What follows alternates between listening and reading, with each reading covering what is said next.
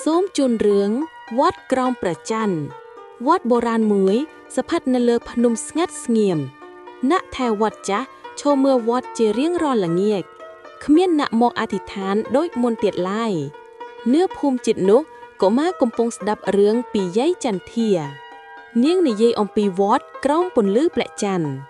ស្រីមុំមានចិត្តចង់ទៅឃើញវត្តនោះស្រីមុំប្រាប់វណ្ណាថា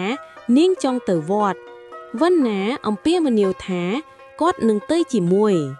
ពួកគេចាប់ផ្ដើមដំណើរដោយក្តីសង្ឃឹមពួកគេឡើងភ្នំយ៉ាងស្ងៀមស្ងាត់ពន្លឺព្រះច័ន្ទបំភ្លឺផ្លូវមុខចិត្តពួកគេពោពេញដោយកាយគោរពវត្តបញ្ចេញពន្លឺក្រោមព្រះច័ន្ទពេញវងអ្នកថែវត្តភ្ញាក់ផ្អើលឃើញកុមារ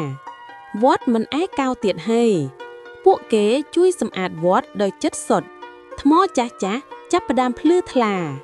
អ្នកថែវត្តញញឹមដោយក្តីសុខទៀនត្រូវបានដុតជុំវិញវត្តពន្លឺតូចតូចរួមគ្នាជាពន្លឺធំវត្តដូចជាមានជីវិតវិញព្រះច័ន្ទបញ្ចេញពន្លឺលើវត្តថ្មបុរាណភ្លឺដូចប្រាក់យោក្តីជឿត្រូវបានភ្ញាក់ឡើងវិញប្រជាជនមកវិញជាបន្តបន្ទាប់វត្តคล้ายជាកន្លែងរស់រវើកសេចក្តីជឿត្រឡប់មកវិញអ្នកថែវត្តញញឹមដោយក្តីសុខគាត់ដឹងថាជំនឿរស់នៅក្នុងសកម្មភាពវត្តក្រោមព្រះច័ន្ទនឹងមិនស្ងាត់ទៀតឡើយ